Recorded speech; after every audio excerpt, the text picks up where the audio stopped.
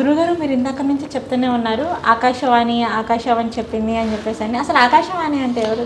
ఆకాశవాణి అని అంటే పరమాత్ముడి పిలుపు. నారదుడు ఇట్లా కొట్టుకుంటూ వస్తాడుగా చిలకలు, నారదుడు ఆకాశవాణి అంటే ఆయనకి ఏం పని ఉంటుంది? దుర్గామాత పంచాయతీ తీసుకెళ్ళేసి భవానీ మాత దగ్గర పెడతాడు, భవానీ మాత తీసుకెళ్ళి శ్రీరాముడి దగ్గర పెడతాడు. వాళ్ళు పెద్దగా పూజ చేస్తారు అంటారు, శివుడి దగ్గర పెడతాడు. ఆయన ఉండకూడదు ఇక్కడ ఊరవతలేసి అవతల యువతలేసేది నారద మహామునిషిది ఆకాశవాణి. మిగతా దేవతలది కూడా ఆకాశవాణి, కానీ ఈ ఆకాశవాణి ఎక్కువ వినిపించేది ఈయనగారే. నారద మహామునిషి. ఇప్పుడు మన దాంట్లో ఉన్నారు పుల్లమ్మ అంటారు, ఇక్కడిక్కడ పుల్లలు పెట్టేటోళ్ళని. కొంతమంది ఉన్నారు చాడీలు చెప్పేటోళ్ళు, ఎవరే వాడు చాడీలు ఆడు ఇక్కడ నువ్వు ఈడికేమి నెల్లూరు వేయలేపు నెల్లూరు లేముందో చెప్పేస్తాడు, ఇటు పక్కన ఉంటాడు, అన్ని కొడతాడు మెసేజ్లు. ఇలా కొంతమంది గ్యాంగ్ ఆఫ్ గబ్బర్ సింగ్స్ ఉంటారు, వాళ్ళే. అదే తల్లి అమ్మ అదమ్మా. గురువుగారు, అలాగే ఏంటంటే కలియుగంలోని భగవంతుడు కనిపించాలి అంటే ఎటువంటి వ్యక్తులకు భగవంతుడు కనిపిస్తాడు? మంచి ప్రశ్న. అంతఃకరణ శుద్ధి, అత్యంత ఉత్తమమైన మనస్సాక్షి గల వాళ్ళకి పరమాత్ముడు ఆజ్ఞ తల్లి. కలియుగంలో ఈ మధ్య ఓ పెద్ద ఆయన చెప్తూ వస్తున్నాడు, నేను చిన్నజీయర్ స్వామికి ఈ విషయంలో ఫుల్ ఓటింగ్ నేనే వేస్తా.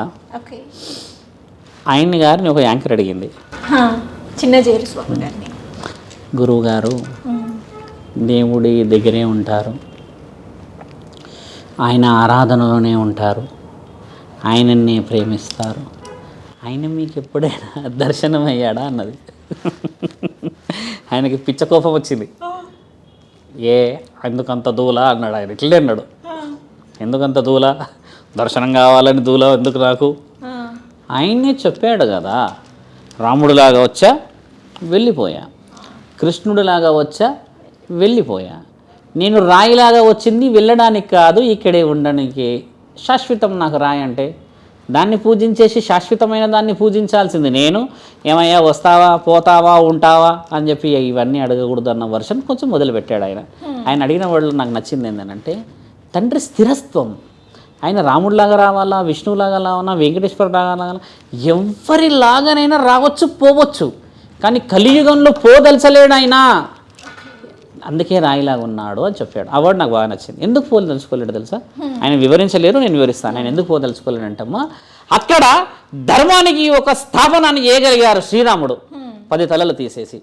శ్రీకృష్ణుడు మహాభారత యుద్ధాన్ని అక్కడ గెలిపించి పాండవులకి ధర్మస్థాపన చేయగలిగాడు. కలియుగంలో ధర్మస్థాపనని ఎవరు చేయాలి, ఎవరి ద్వారా చేయాలి, ఎందుకు చేయాలి, కారణం ఎక్కడ నుంచి వచ్చింది? మరి ఈ దేవత విగ్రహ రూపంలో నుంచి దేవుడు ఎలా రావాలి? నువ్వు ఏం చేసావని రావాలి? ఆడపిల్లలకి రక్షణ లేదు, పురుషులకి రక్షణ లేదు, మద్యానికి విలువ ఉంది, కామానికి విలువ ఉంది. ఇక్కడ అన్నిటికంటే ముఖ్యమైనది శత్రువులాగే పక్కనున్న మిత్రులుండి వెన్నుపోటు పొడుస్తున్న దానికి విలువ ఉంది. మరి ఆ రాయి ఎప్పుడు కదలాలి? రాయి ఎందుకు కదలాలి? ఏం ఘనకార్యాలు చేసావని కదలాలి, ఏం గుణగణాలని నువ్వు చూపించావని కదలాలి. నీ తల్లిని కాపాడేవని కాపాడాలా? ఎక్కడో నువ్వు ఉండి అనాథాశ్రమంలో తల్లిని పెట్టి నెలకి 25,000 పెడుతుంటే, నా తల్లి 9 నెలలు మోసిన నిన్ను గర్భకోశంతో ప్రతిరోజు ఏడుస్తూ ఏడుస్తూ ఏడుస్తూ నా కొడుకు వచ్చి ఒక బుక్కడు బువ్వ పెడితే ఆ రోజే నేను కాలం చేయాలని చెప్పి ఎదురు చూస్తున్న లక్షల మంది తల్లులు ఉన్నారు అనాథాశ్రమంలో. నా పేరు శివరుద్ర, కావాలంటే ఎంక్వైరీ చేయండి. జీతాలు పంపుతున్నారు, కోట్లు పంపిస్తున్నారు, కోడలు మాట విలువిచ్చేసి కోడలతోనే ఉంటున్నావే అక్కడ.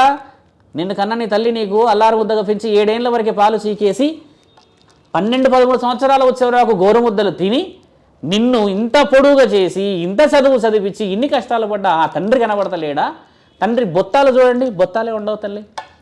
చీకిపోయిన బట్టలు వేసుకొని తిరిగి అవమానాల పాలై వాళ్ళు మనల్ని కాపాడి చేసి పెడితే ఈరోజు నువ్వు ఎక్కిన ఫ్లైట్ అంత కాస్ట్లీయా? అమ్మని చూడ్డానికి నెలకు ఒకసారో 2 నెలలకు ఒకసారో 3 నెలలకు ఒకసారి రాలేవు.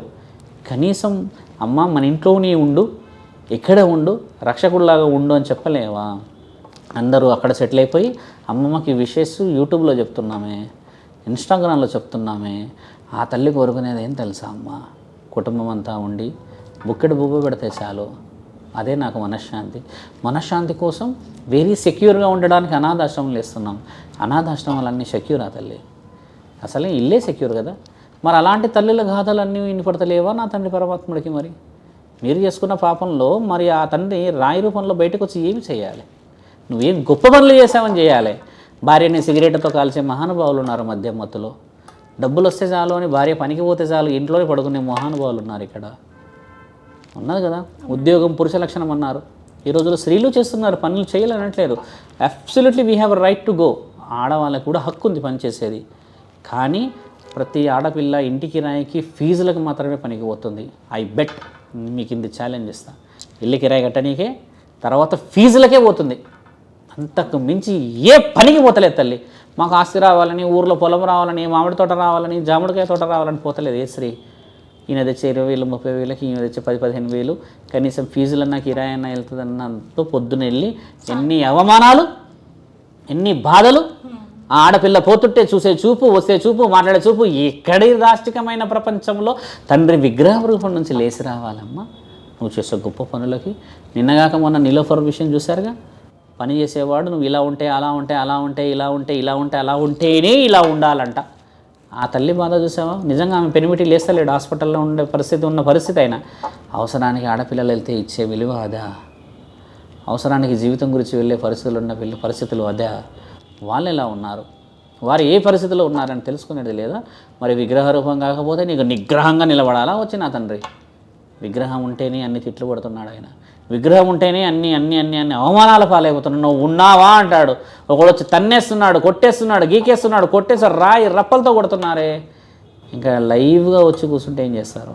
ఎత్తుకుపోతారు ఏవైనా. నాకు వరమి వరమి వరమి అని ఒక మిషన్ లాగా చూస్తారు అంతే. న్యాయం, ధర్మం, పుణ్యం ఇవన్నీ అవసరం లేదా అమ్మ? ఇవన్నీ లేనిది ఆయన బయటికి రాడు.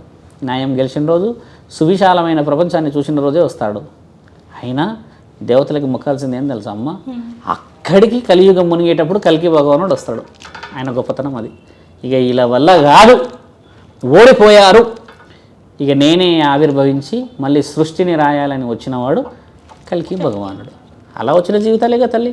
ఇది 28వ కలియుగం. ఆల్రెడీ 27 సార్లు వచ్చిపోయాడు ఆయన. ఈసారి వస్తాడు, మళ్ళీ ఇంకో 100 సార్లు వస్తాడు. దేవుళ్ళు నియమాన్ని ఎప్పుడు తప్పలే.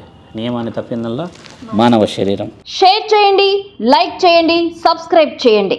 మరిన్ని వీడియోల కోసం బెల్ సింబల్ పై క్లిక్ చేయండి.